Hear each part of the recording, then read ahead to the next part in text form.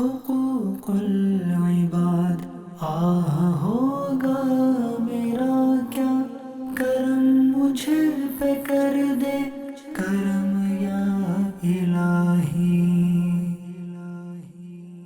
الحمدللہ رب العالمین والصلاة والسلام علی سید المرسلین، اما بعد فاعوذ باللہ من الشیطان الرجیم، بسم اللہ الرحمن الرحیم۔ الصلاة والسلام علیک یا رسول اللہ وعلی آلک واصحابک یا حبیب اللہ۔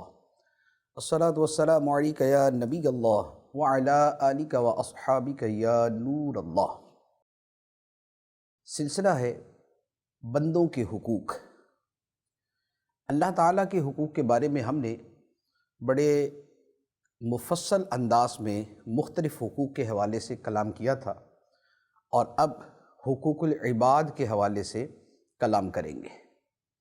حقوق العباد کی اہمیت کا اندازہ اس بات سے لگایا جا سکتا ہے کہ نبی پاک صلی اللہ تعالیٰ علیہ وآلہ وسلم نے صحابہ کرام سے ارشاد فرمایا، کیا تم جانتے ہو کہ مفلس کون ہے، کنگال کون ہے؟ صحابہ کرام نے عرض کی، یا رسول اللہ صلی اللہ علیہ وسلم، ہم تو اسے مفلس کنگال سمجھتے ہیں جس کے پاس درہم و دینار نہ ہو، جس کے پاس روپیہ پیسہ نہ ہو۔ نبی پاک صلی اللہ تعالیٰ علیہ وآلہ وسلم نے فرمایا کہ قیامت کے دن مفلس وہ ہوگا کہ جو بہت سی نیکیاں لے کر اللہ کی بارگاہ میں جائے گا، لیکن اس نے دنیا میں کسی پر ظلم کیا ہوگا، کسی کو برا کہا ہوگا، کسی کو مارا ہوگا، اور اس وجہ سے وہ جو مظلوم لوگ ہوں گے وہ بارگاہ الہی میں فریاد کریں گے کہ اے اللہ، اس بندے نے ہم پہ ظلم کیا تھا، ہمیں اس سے بدلہ دلوا۔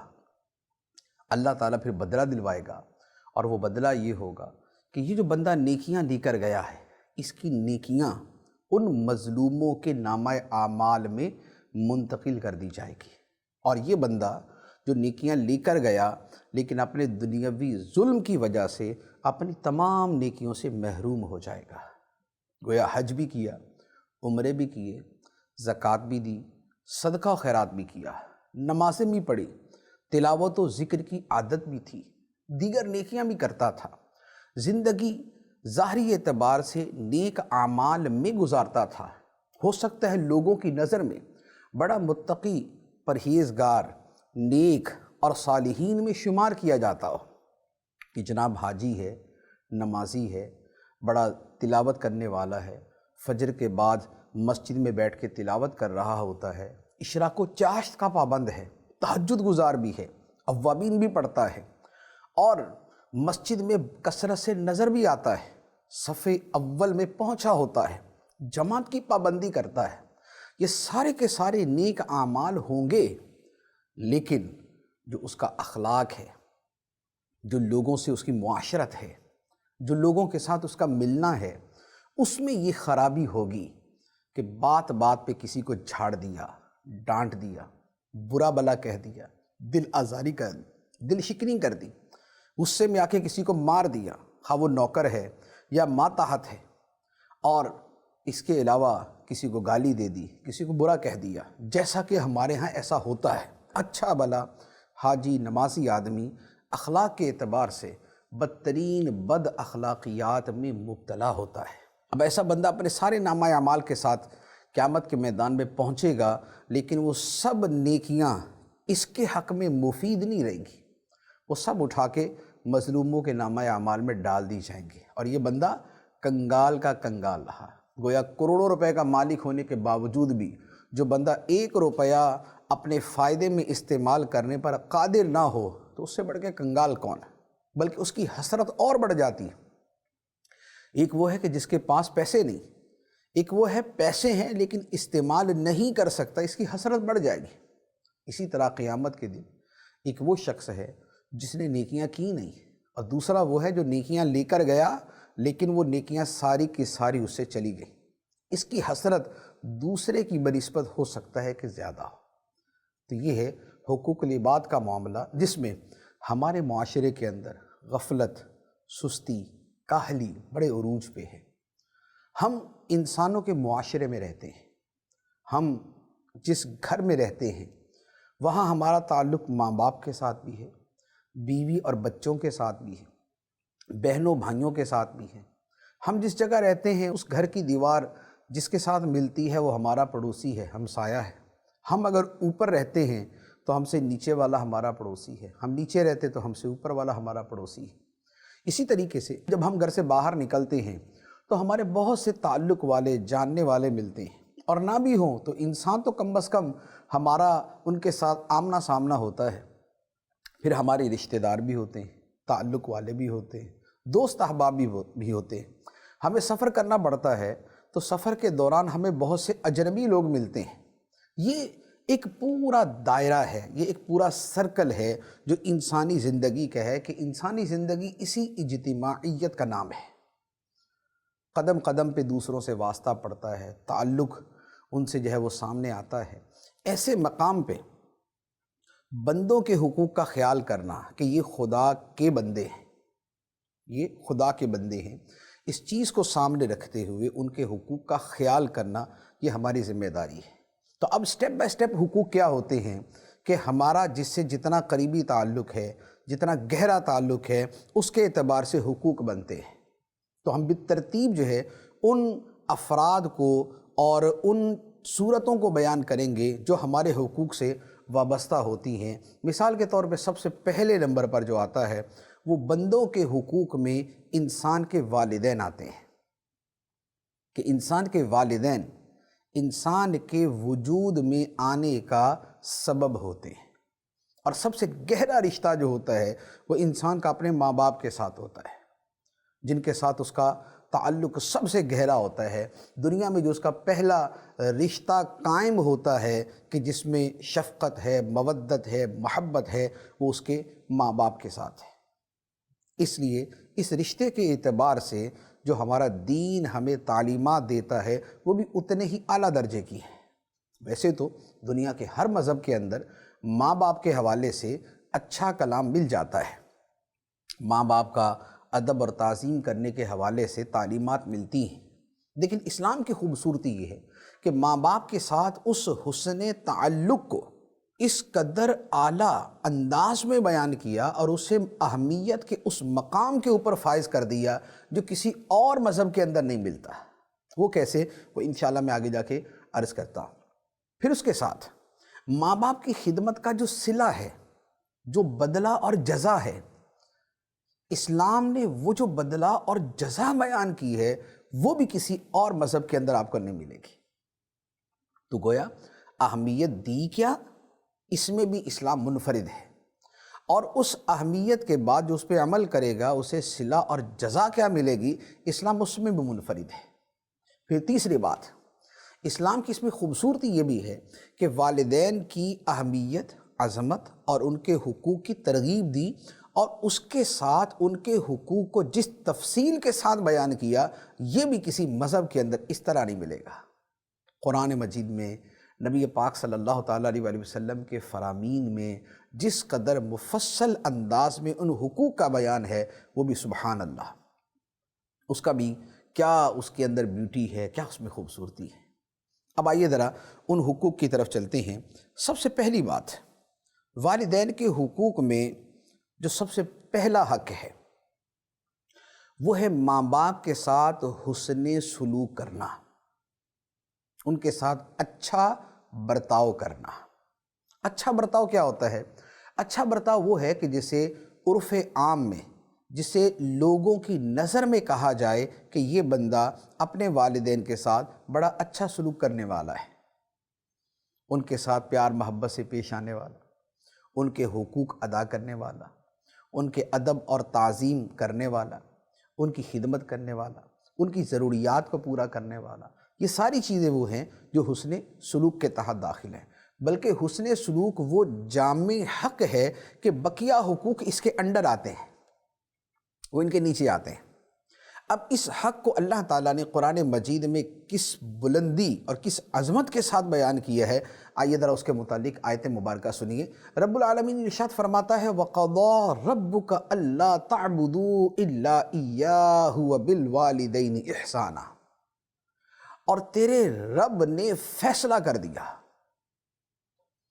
کہ اللہ کے سوا کسی اور کی عبادت نہ کرو، تیرے رب نے فیصلہ کر دیا، یہ ایک فیصلہ۔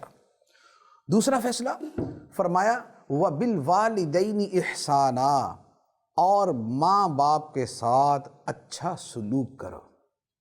یہ تیرے رب نے دو فیصلے کیے، ایک فیصلہ رب کی ربوبیت کے بارے میں ہے، اس کی عبادت اور بندگی کے بارے میں ہے، اور دوسرا ماں باپ کے ساتھ حسن سلوک کرنے کے بارے میں ہے۔ اب آپ دو چیزوں کو ذرا ساتھ رکھ کے دیکھیں کہ اللہ تعالیٰ نے اپنی بندگی، اپنی عبادت، اپنی بارگاہ میں سر جھکانے، مقصد زندگی جسے خدا نے بیان فرمایا ہے وَمَا خَلَقْتُ الْجِنَّ وَالْإِنسَ إِلَّا لِيَعْبُدُونَ، میں نے جنوں اور انسانوں کو صرف اس لیے پیدا کیا کہ وہ میری عبادت کریں۔ یہ مقصد زندگی ہے، یہ مقصد تخلیق حیات ہے۔ اللہ تعالیٰ نے اسے جو بیان فرمایا، اس کے ساتھ رکھ کے اللہ تعالیٰ نے والدین کے ساتھ اچھا سلوک کرنے کا حکم دیا۔ تو اب آپ سمجھ سکتے ہیں کہ دو باتیں کس اعلیٰ درجے کی ہیں کہ جن کو اکٹھا بیان کیا۔ تو جب دو چیزوں کو اکٹھا بیان کیا جاتا ہے تو ایک خاص عظمت ہوتی ہے کہ جو ان میں سے ایک دوسرے کو عطا کرتا ہے۔ تو اللہ تعالیٰ کی عبادت، اس کی بندگی، یہ وہ عظیم الشان امر ہے، کام ہے کہ جو بتاتا ہے کہ والدین کی خدمت کرنا اور ان سے حسن سلوک کرنا کتنا بڑا عمل ہے۔ تو اللہ تعالیٰ نے اسے یہاں بیان فرمایا۔ تو یہ ہے والدین کے ساتھ حسن سلوک کرنا۔ نبی پاک صلی اللہ تعالیٰ علیہ وآلہ وسلم نے اسے کس قدر احسن انداز میں بیان فرمایا، جو اس کی تفصیلات عطا فرمائی ہیں۔ حضرت عبداللہ بن مسعود رضی اللہ تعالیٰ عنہ سے روایت ہے، بخاری اور مسلم شریف کی حدیث ہے۔ حضرت عبداللہ بن مسعود فرماتے ہیں کہ میں نے نبی پاک صلی اللہ علیہ وآلہ وسلم سے سوال کیا کہ اللہ کی بارگاہ میں محبوب ترین عمل کون سا ہے، خدا کو سب سے پیارا عمل کون سا ہے؟ نبی پاک صلی اللہ علیہ وآلہ وسلم نے فرمایا کہ نماز جو اپنے وقت پر پڑھی جائے، یہ اللہ تعالیٰ کو بہت زیادہ محبوب ہے۔ میں نے عرض کی یا رسول اللہ، پھر اس کے بعد، نماز کے بعد؟ تو نبی پاک صلی اللہ تعالیٰ علیہ وآلہ وسلم نے فرمایا ماں باپ کے ساتھ اچھا سلوک کرنا، یہ اللہ تعالیٰ کو سب سے زیادہ پیارا ہے۔ میں نے عرض کی یا رسول اللہ، اس کے بعد؟ فرمایا اللہ کی راہ میں جہاد کرنا۔ اگر آپ ان تین باتوں کی ترتیب دیکھیں تو ایک خوبصورت نقطہ اس میں سامنے آئے گا کہ جہاد کا تذکرہ تیسرے نمبر پہ ہے۔ حالانکہ جہاد کیا چیز ہوتی ہے کہ راہ خدا میں بندہ جاتا ہے، وہ اپنا مال بھی قربان کرتا ہے، وہ اپنی جان کو بھی قربانی پہ لگا دیتا ہے، ہو سکتا ہے شہید ہو جائے، ہو سکتا ہے زندگی اس کی اسے واپس ملے، ہو سکتا ہے نہ ملے۔ تو اتنا بڑا عمل اسے بعد میں بیان کیا، اور جو اس سے زیادہ پیارا عمل اللہ کی بارگاہ میں ہے وہ ماں باپ کی خدمت کرنا ہے۔ اور اس سے پہلے کیا ہے؟ اس سے پہلے نماز۔ نماز پہلے نمبر پہ، ماں باپ کے ساتھ اچھا سلوک دوسرے نمبر پہ۔ اچھا، اس کے پیچھے وجہ کیا ہے؟ اس میں دو چیزیں آپ کو عرض کرنا مقصود ہے۔ پہلی بات تو یہ سمجھ آ گئی کہ نماز کی عظمت ہے کیا، کہ ماں باپ کے ساتھ حسن سلوک کرنا، اچھا سلوک کرنا کتنا عظیم عمل ہے، لیکن نماز کو نبی پاک علیہ الصلوۃ والسلام نے اس سے بڑھ کر اللہ کی بارگاہ میں پیارا عمل قرار دیا۔ ایک بات۔ دوسری بات یہ ہے کہ اصل میں نماز کو پہلے بیان کرنے کا جو مقصد ہے وہ یہ ہے کہ جیسے آیت مبارکہ جو میں نے عرض کی تھی وَقَضَىٰ رَبُّكَ أَلَّا تَعْبُدُوا إِلَّا إِيَّاهُ، کہ تیرے رب نے فیصلہ کر دیا، حکم دے دیا کہ اس کے سوا کسی کی عبادت نہ کرو۔ تو یہ نماز چونکہ عبادت ہے، اور آیت کے اندر بھی عبادت پہلے بیان کی ہے، ماں باپ کی خدمت بعد میں بیان کی ہے، تو یہاں حدیث مبارک کے اندر بھی وہی ترتیب آ گئی کہ نماز جو عبادت ہے، جو رب کی بندگی ہے، جو خدا کو معبود ماننے کا عملی اظہار ہے، اسے پہلے بیان کر دیا، اور ماں باپ کی خدمت کو دوسرے نمبر پہ بیان کر دیا۔ اچھا، پھر اس کے اندر ایک اور بات بھی ہے، وہ یہ ہے کہ یہ جو یوں ترتیب بیان کی ہے اس میں ایک پہلو یہ بھی ہے کہ بیسیکلی حقوق چونکہ دو طرح کے ہیں، ایک ہے اللہ کے حقوق، ایک ہے بندوں کے حقوق۔ تو اللہ کے حقوق میں جو سب سے پہلے ہے وہ ہے نماز، اور بندوں کے حقوق میں جو سب سے پہلے ہے وہ ہے ماں باپ کی خدمت، ان سے اچھا سلوک کرنا۔ تو گویا یہ جو دو چیزیں بیان کی ہیں اس میں حقیقت یہ ہے کہ نبی پاک صلی اللہ تعالیٰ علیہ وآلہ وسلم نے پہلے جو اللہ کے حقوق میں سب سے پیارا عمل ہے، اللہ کے حقوق میں جو سب سے پیارا عمل ہے، پہلے اسے بیان فرمایا، نماز کو، اور دوسرے نمبر پہ جو بندوں کے حقوق میں اللہ کو سب سے پیارا عمل ہے پھر اسے بیان فرمایا، یعنی ماں باپ کے ساتھ اچھا سلوک کرنے کو۔ تو یہ اصل میں ترتیب اس اعتبار سے ہے، ورنہ حقیقت یہ ہے کہ کئی صورتیں ایسی ہیں کہ جس میں ماں باپ کی خدمت کا اور ان سے حسن سلوک کا جو مرتبہ ہے وہ نماز سے بھی بڑھ جاتا ہے، وہ نماز سے بھی بڑھ جاتا ہے۔ لیکن جو عام ترتیب ہے وہ یہی ہے کہ نماز سب سے پیارا عمل ہے، پھر اس کے بعد والدین کی خدمت کرنا سب سے پیارا عمل ہے۔ تو اب یہ اس سے آپ سمجھیں کہ یہ بخاری مسلم شریف کی حدیث مبارک کہ ماں باپ کی خدمت، ان کے ساتھ اچھا سلوک کرنا، یہ اسلام کے اندر کس قدر محبوب ہے۔ اور میں جو شروع میں عرض کر رہا تھا کہ اسلام نے اسے جس خوبصورتی سے بیان کیا، ماں باپ سے حسن سلوک کو اسلام نے جس خوبصورتی سے بیان کیا، ایسا کسی اور جگہ نہیں ملے گا کہ ایک اللہ کی عبادت کے ساتھ اس عمل کو بیان کیا جائے، دوسرا اللہ کی بارگاہ میں محبوب ترین عمل کے طور پہ اسے بیان کیا جائے۔ تو یہ اسلام کا انداز بیان۔ ایک اور حدیث مبارک، ایک آدمی نبی پاک صلی اللہ تعالیٰ علیہ وآلہ وسلم کی بارگاہ میں حاضر ہوا، اس نے آ کے عرض کی، یا رسول اللہ، میں آپ کے ہاتھ پر ہجرت اور جہاد کے لیے بیعت کرتا ہوں اور اللہ سے اس کا اجر چاہتا ہوں۔ میں آپ کے ہاتھ پہ بیعت کرتا ہوں کہ میں اللہ کی راہ میں ہجرت کروں گا اور جہاد کروں گا۔ جہاد کروں گا سے مراد یہ ہے کہ لڑنے کا موقع آیا تو میں لڑوں گا، اپنی جان کی قربانی دے دوں گا۔ ہجرت کا مطلب یہ ہوا کہ اپنا گھر بار کاروبار چھوڑنا پڑا تو اللہ کی رضا کے لیے چھوڑ دوں گا۔ کتنے بڑے عمل ہیں ہجرت، گھر بار کاروبار، دوست احباب اور اپنے پرانا گلی محلہ شہر وطن چھوڑ دینا، اور جہاد اپنی جان کی قربانی کے لیے تیار ہو جانا۔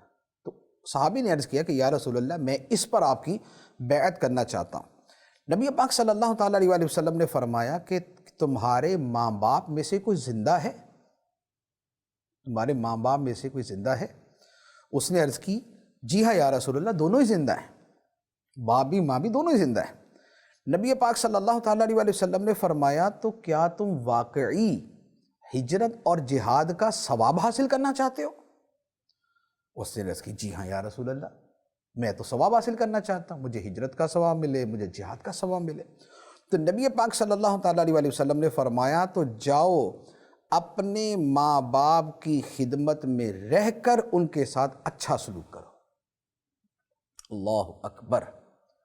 آپ نبی پاک علیہ الصلاۃ والسلام کی اس تاکید کو اور اس ایمفیسائز کرنے کو دیکھیں کہ ایک شخص اپنی طرف سے کتنا بڑا عظیم کام سمجھ کے آیا کہ میں اس بات پہ بیعت کرنے جا رہا ہوں کہ میری جان بھی جاتی ہے تو چلی جائے، اور میرا گھر بار کاروبار دوست احباب بھی اگر چھوڑنے پڑتے ہیں تو میں چھوڑنے کے لیے تیار ہو جاتا ہوں۔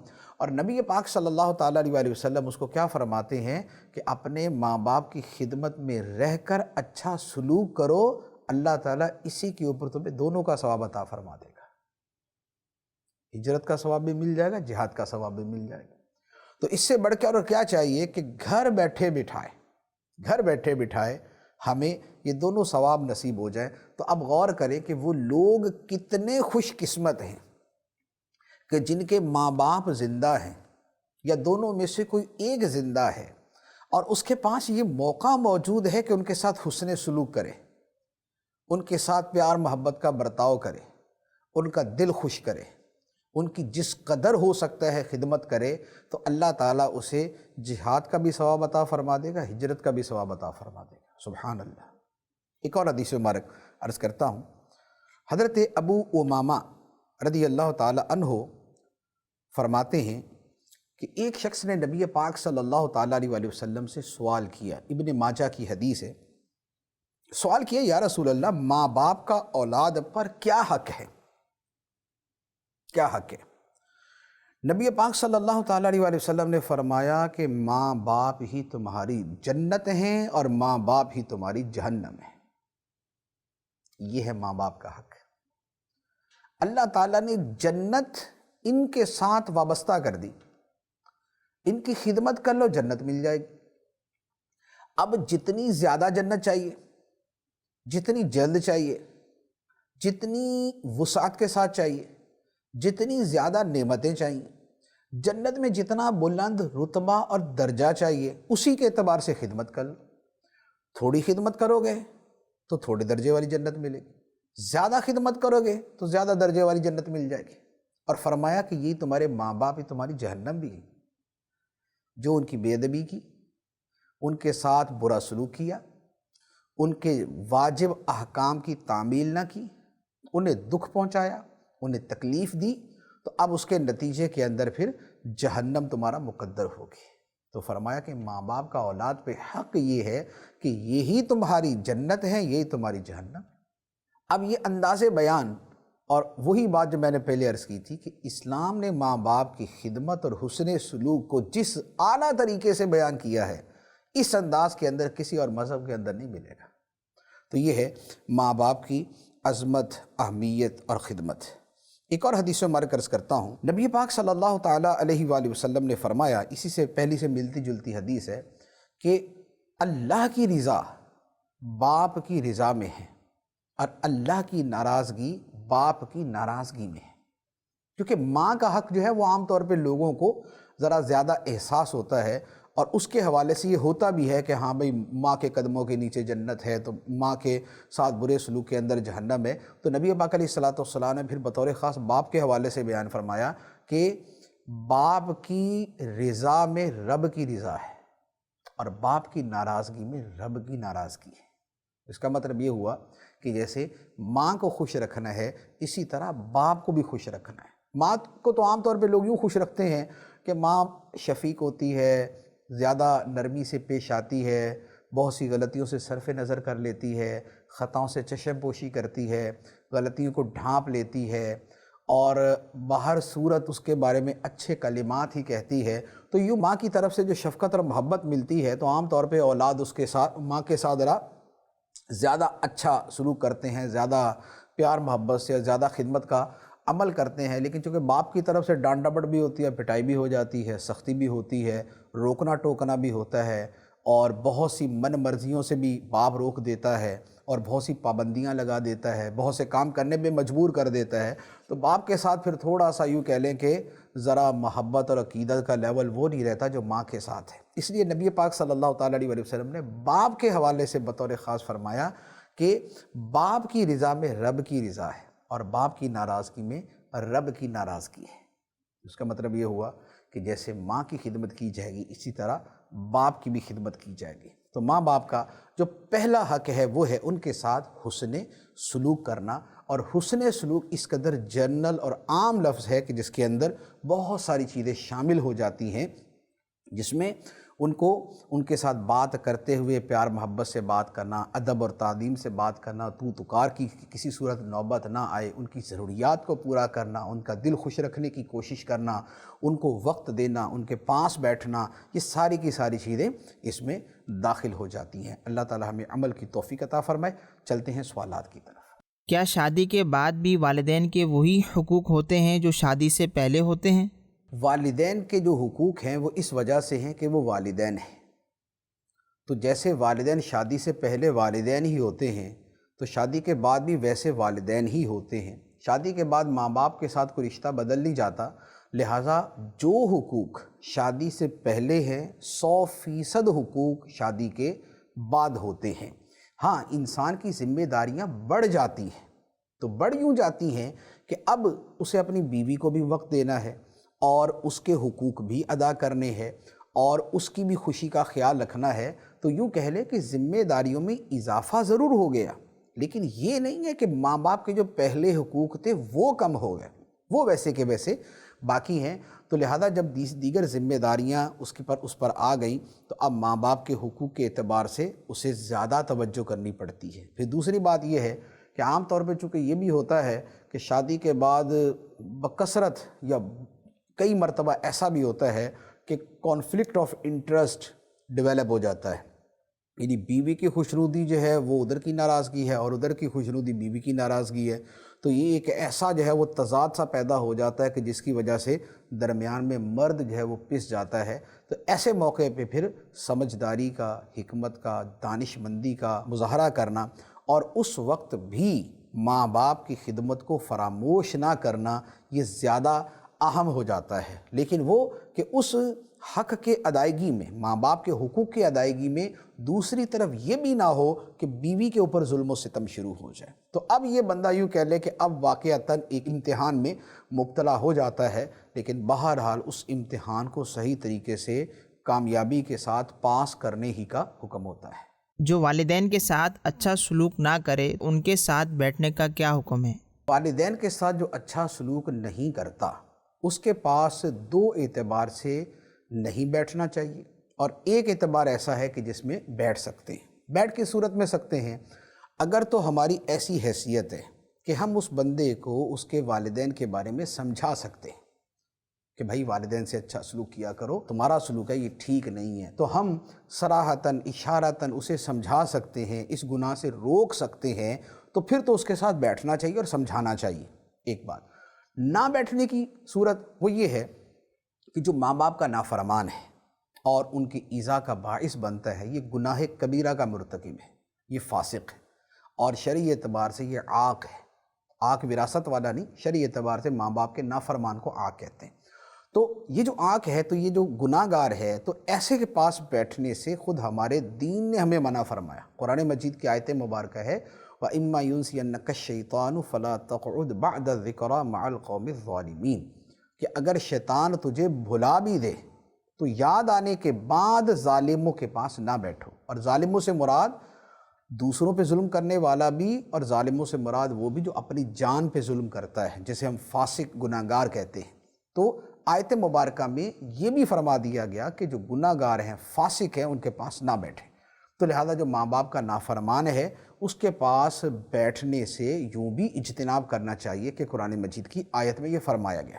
اور تیسری بات یہ کہ بعض اوقات ماں باپ کے نافرمان جو ہے وہ اس قسم کے ہوتے ہیں کہ جو ان کے جراثیم ہیں وہ پاس بیٹھنے والے کے اندر سرایت کر سکتے ہیں، کہ ایک بندہ اپنے والدین کے ساتھ بد سلوکی کرتا ہے اور اس کی نحوست کی وجہ سے اس کا دل سیاہ ہے اور اس کا دماغ جو ہے تاریک ہے اور اس کی باتیں بھی والدین کے حوالے سے نیگیٹو ہیں، تو یہ بھی نتیجہ ہو سکتا ہے کہ یہ جو پاس بیٹھنے والا ہے معاذ اللہ یہ بھی اسی طرح کی بری لت کا شکار ہو جائے، بری خصلت کا شکار ہو جائے۔ تو لہذا اس اعتبار سے بھی ماں باپ کا جو نافرمان ہے اس کے پاس نہیں بیٹھنا چاہیے۔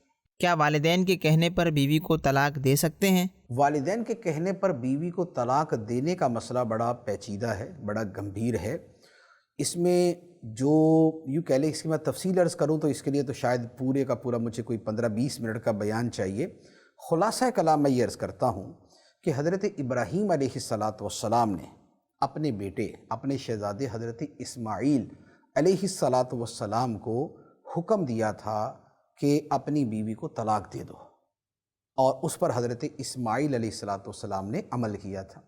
اسی طرح سیدنا عمر فاروق رضی اللہ تعالیٰ عنہ نے اپنے بیٹے کو حکم دیا تھا اپنی بیوی کو طلاق دے دو، اور اس پر عمل کرنے کا نبی پاک علیہ السلام نے انہیں فرمایا تھا۔ اچھا، اب بات یہ ہے کہ یہاں پر جو بیوی کو طلاق دینے کا معاملہ ہے، وہاں طلاق دینے کا حکم دینے والی ہستی کون ہے؟ حضرت ابراہیم علیہ السلام۔ دوسری طرف ہیں سیدنا عمر فاروق رضی اللہ تعالیٰ عنہ، جو انبیاء کے علاوہ جتنے انسان ہیں ان سب کے اندر دوسرے نمبر پہ سب سے افضل ترین ہستی، صدیق اکبر رضی اللہ تعالیٰ عنہ کے بعد۔ اب ایسی خوف خدا والی ہستی، ایسی علم والی ہستی، ایسی صحبت نبوی سے فیض یافتہ ہستی اور حقوق العباد اور حقوق اللہ کو جاننے سمجھنے والی ہستی کہہ رہی ہے، تو ان کی بات ماننے کا جو معاملہ ہے وہ جدا ہے۔ ہمارا جو زمانہ ہے اس میں صورتحال یہ ہے کہ چھوٹی چھوٹی باتوں کے اوپر بھی ماں باپ پیچھے پڑ جاتے ہیں، بیوی کو طلاق دے دو۔ اب طلاق دینا فی نفسی ہی کوئی جائز کام نہیں ہے، بلا وجہ طلاق دینا ناجائز و گناہ ہے، اور اللہ کی بارگاہ میں ناپسندیدہ ترین اور مبغوث ترین اعمال میں سے ہے۔ اب ہوتا یہ ہے کہ ساس اور بہو کی کوئی انبن ہوئی اور ساس پیچھے پڑ گئی کہ دے دو طلاق۔ اچھا، باپ کی کسی بات کے اوپر جو ہے وہ آگے سے بہو نے کوئی بات کر دی تو اب سسر صاحب کا آرڈر ہو گیا کہ دے دو طلاق۔ حالانکہ اگر یہ بچہ طلاق دے دے گا، اگر بیٹا طلاق دے دے گا تو بعد میں سب سے زیادہ رونے والے یہ ماں باپ ہی ہوں گے۔ یہی جا کے بعد میں منتیں کر رہے ہوں گے کہ نہیں وہ اصل میں ہم غصے میں آ گئے تھے، تو اصل میں یوں ہو گیا تھا، تو اب آپ رخصت کر دیں، تو اب آپ کی مہربانی ہے، تو بچے رل جائیں گے، تو ہمارا خاندان برباد ہو جائے گا، تو بدنامی ہو جائے گی۔ تو سب سے زیادہ رونا دھونا بھی یہی کر رہے ہوتے۔ لہٰذا ایسے والدین کہ جنہیں دین کا اعلیٰ درجے کا علم نہیں ہے، جن کے اندر خوف خدا، تقوی اور آخرت اور حقوق العباد کا معاملہ اور میاں بیوی کے حوالے سے سمجھداری اور خاندانی معاملات کی سمجھداری جس میں اعلیٰ درجے کی نہیں ہے، تو پھر ایسے والدین کے کہنے پر طلاق دینا یہ واجب نہیں ہے۔ تو یہ ایک تھوڑی سی میں نے تفصیل عرض کر دی ہے، تفصیل اس سے بھی زیادہ ہے، اس پر ہمارا دارالفتہ اہل سنت کا فتویٰ بھی موجود ہے۔ اگر کسی کو ضرورت ہو، شوقیہ نہیں، کسی کو ضرورت ہو تو وہ فتویٰ دارالفتہ سے حاصل کر سکتا ہے۔ کیا ماں باپ کو نماز کا حکم دے سکتے ہیں؟ ماں باپ کو نماز کا حکم نہیں دیا جاتا، ماں باپ کو نماز کا کہا جاتا ہے۔ حکم دینا دیکھیں اور ہوتا ہے، ایک ہی بات حکم بھی ہوتی ہے، درخواست بھی ہوتی ہے۔ چھوٹا بڑے سے جو کہتا ہے وہ درخواست ہوتی ہے، برابر والے سے جو کہتا ہے اسے درخواست بھی کہہ دیتے ہیں، التماس بھی کہہ دیتے ہیں۔ بڑا چھوٹے سے جو کہتا ہے اسے حکم کہتے ہیں، امر کہتے ہیں۔ تو اب اولاد ماں باپ کو، اگر ماں باپ نماز نہیں پڑھتے یا کسی وقت وہ نماز نہیں پڑھ رہے، تو اولاد جو ہے وہ ماں باپ سے عرض کرے گی، ان سے عرض کرے گی کہ نماز کا وقت ہو گیا، آپ نماز پڑھ لیجئے، یا آپ نماز نہیں پڑھتے تو آپ نماز پڑھنے کی عادت بنائیں۔ اور اس میں بھی بلکہ اس سے بھی زیادہ جو اچھا طریقہ ہے وہ یہی بنتا ہے کہ ان کو اس طرح کی کتابیں لا کے دے دیں، ان کو مدنی چینل دیکھنے کا کہہ دیں، ان کو اس طرح کے بیانات سننے کا کہہ دیں۔ والد صاحب ہیں انہیں مسجد میں لے جائیں، امام صاحب سے درخواست کر دیں کہ میرے والد صاحب سے ذرا پیار محبت سے نماز کی ترغیب دیں، دعوت اسلامی کی کسی مبلغ کو گھر پہ لے آئیں، وہ آپ کے والد صاحب کو سمجھا دے۔ تو یوں اس انداز کے اندر سمجھنے سمجھانے کا سلسلہ ہو۔ اولاد کا یوں ڈائریکٹ کہنا جو ہوتا ہے یہ عام طور پہ مفید ثابت نہیں ہوتا، یعنی کہ جائز بھی ہو، درخواست کے انداز میں کہنا جائز ہے، لیکن اس کے اندر بھی بعض اوقات گڑبڑ ہو جاتی ہے۔ تو یا تو اتنی عاجزی کے ساتھ کہے کہ ماں باپ کا دل پسیج جائے اور وہ نماز پڑھنا شروع کر دیں، اور یا پھر یہ ہے کہ یہ جو دوسرے طریقے ہیں اس کے حوالے سے وہ استعمال کرے۔ امیر اہل سنت کے اس حوالے سے جو مدنی پھول ہیں، جو نکات ہیں، وہ بڑے خوبصورت ہیں کہ گھروں کے اندر دینی ماحول بنانے کا طریقہ۔ تو میرے خیال میں اگر وہ جو پیپر ہے اگر اس کو پڑھ لیا جائے اور پھر عمل بھی اس کے مطابق کیا جائے تو بڑی قوی امید ہے کہ جو والدین نماز نہیں پڑھتے وہ انشاءاللہ نماز پڑھنے کی طرف آ جائیں گے۔ کیا انسان کو اپنی دعا قبول ہونے کا یقین ہو سکتا ہے یا اس کی کوئی علامات ہیں؟ دیکھیں، ایک تو توبہ کی وہ صورت ہے کہ جس کا یقین ہی ہوتا ہے کہ یہ توبہ قبول ہو گئی۔ وہ کیا ہے؟ وہ ہے کفر سے اسلام کی طرف۔ ایک شخص کافر تھا اور اس نے اپنے کفر سے توبہ کی اور اب وہ مسلمان ہو گیا، تو یہ قطعی بات ہے کہ جو کفر سے مسلمان ہونا ہے یہ توبہ قبول ہوتی ہے اور بندہ مسلمان ہو جاتا ہے، ٹھیک۔ اور اس کا جو اسلام ہے یہ سابقہ گناہوں کو مٹا دیتا ہے، تو یہ والی جو توبہ کی صورت ہے یہ یقینی ہے۔ دوسرا یہ ہے کہ جو گناہوں سے توبہ کی جاتی ہے جو کفر و شرک کے علاوہ ہے، ایسی صورت کے اندر ایک تو یہ ہے یقین کہ 100% یہ سمجھنا کہ میری توبہ قبول ہو گئی۔ تو یہ جو صورت ہے یہ تو چونکہ امر غیبی ہے، یہ غیب کا معاملہ ہے کہ اللہ تعالیٰ نے قبول کی یا نہیں کی یہ تو خدا کو پتہ ہے۔ تو اب خدا بتا دے گا تو پتہ چل جائے گا، ورنہ نہیں پتہ چلے گا۔ جیسے صحابہ کرام کے معاملات میں ہوا کہ بعض صحابہ کرام سے اگر کوئی خطا سرزد ہوئی، انہوں نے توبہ کی تو ان کی توبہ کی قبولیت کی بشارت اللہ تعالیٰ نے قرآن مجید میں عطا فرمائی یا نبی پاک صلی اللہ تعالیٰ علیہ وسلم کو بتا دیا، فرما دیا۔ جیسے غزوہ تبوک کے موقع پہ جو 3 صحابہ کرام پیچھے رہ گئے تھے تو ان کی توبہ کی قبولیت کو اللہ تعالیٰ نے قرآن پاک میں بیان فرمایا۔ تو اب یہ ہے قطعی، یا نبی پاک صلی اللہ علیہ وسلم نے جن کو بتا دیا کہ تمہاری توبہ قبول ہوگی وہ بھی قطعی ہے۔ تو یہ ہے قطعی توبہ کا قبول ہونا۔ اب یہ ہے کہ ہم جیسے عام لوگ جو اپنی توبہ کرتے ہیں اس کی قبولیت کا یقین ہو سکتا ہے یا نہیں؟ تو دیکھیں، یقین والا معاملہ تو نہیں ہوگا، ہاں یوں کہہ لے کہ بڑی قوی امید توبہ کی قبولیت کی ہو سکتی ہے۔ اس کی علماء کرام نے مختلف نشانیاں بیان کی ہیں اور اس میں ایک بڑی نشانی یہ ہے کہ انسان کے لیے اس گناہ سے بچنا جس سے اس نے توبہ کی ہے یہ آسان ہو جائے، آئندہ وہ اس کا ارتکاب نہ کرے، اور اس کا دل اب اللہ کی بندگی اور عبادت کی طرف مائل ہو جائے، اس کی حالت و کیفیت میں تبدیلی آ جائے۔ تو یہ وہ صورت ہے کہ جسے توبہ کی قبولیت کی ایک قوی علامت کے طور پہ علماء کرام نے بیان فرمایا ہے۔ اگر والدین شریعت کے خلاف کوئی فیصلہ کریں کیا تب بھی اس پر عمل کرنا ضروری ہوگا؟ والدین کا خلاف شریعت فیصلہ اگر واقعی خلاف شریعت ہے تو پھر تو اس پہ عمل کرنا جائز ہی نہیں، یعنی کہ پھر عمل کرنے کا واجب ہونا تو دور کی بات ہے، جائز ہی نہیں، کیونکہ نبی پاک صلی اللہ تعالیٰ علیہ وآلہ وسلم نے ارشاد فرمایا انما الطاعۃ فی المعروف، کہ جائز کام کے اندر ہی اطاعت کی جا سکتی ہے۔ اور ایک اور حدیث مبارک ہے لا طاعۃ لمخلوق فی معصیۃ الخالق، کہ خالق کی نافرمانی کے اندر کسی مخلوق کی فرما برداری نہیں کی جا سکتی۔ تو لہذا جہاں اللہ کے رسول کی نافرمانی کا کام ہے وہاں پر والدین کی بات نہیں مانی جائے گی، ہاں اس کے علاوہ جو جائز چیزیں ہیں ان کے اندر بات مانی جائے گی۔ کیا سردی کی شدت کی وجہ سے فجر کی نماز گھر میں پڑھ سکتے ہیں؟ سردی کی شدت کے اوپر اس کا دار و مدار ہے، اور مسجد قریب کتنی ہے دور کتنی ہے اس پہ دار و مدار ہوتا ہے۔ دیکھیں ایک یہ ہے کہ اب یہ سوال اگر کراچی میں کوئی کرے کہ بھئی صبح سردی بہت ہوتی ہے تو مسجد کی وجہ گھر میں نماز پڑھ لوں، تو کراچی میں کوئی ایسی سردی نہیں ہوتی کہ جس کی وجہ سے گھر میں نماز پڑھنے کی اجازت ہو۔ دوسرا یہ ہے کہ یہی سوال جو ہے کوئی کینیڈا کے اعتبار سے پوچھ رہا ہے، یا جو ہے وہ پاکستان کے شمالی علاقہ جات کے اعتبار سے پوچھ رہا ہے کہ جہاں اتنی شدید سردی ہے کہ اگر بھرپور طریقے سے اہتمام کے بغیر کوئی گھر سے نکلے گا تو بس اس کے بعد پھر اس کا کام ہی ہو جائے گا۔ تو اب ایسی شدید سردی کہ جس کی وجہ سے گھر سے نکلنا شدید ضرر نقصان کا باعث ہو سکتا ہے جان کے لیے، صحت کے لیے، تو ایسی شدید سردی رخصت ہے ترک جماعت کے لیے۔ تو اب یہ جہاں کی صورتحال ہو وہاں کے اعتبار سے اس کا حکم ہوگا۔ پھر دوسری بات یہ ہے کہ جو جماعت واجب ہوتی ہے وہ واجب ہوتی ہے کہ جب وہ اتنی قریب مسجد ہو کہ وہاں جو اذان ہوتی ہے وہ ہمارے کانوں تک پہنچتی ہو۔ تو اب اگر مسجد بہت دور ہے، 1-2 کلومیٹر کے فاصلے پہ ہے، اور وہاں نماز ہے اور وہاں پر جانا ہے، تو چونکہ وہ واجب ہی نہیں رہتا، اب اگر کوئی گھر میں نماز پڑھتا ہے تو اس میں گناہ گار نہیں ہوگا۔ کیا فوریکس ٹریڈنگ ارننگ حلال ہے یا حرام؟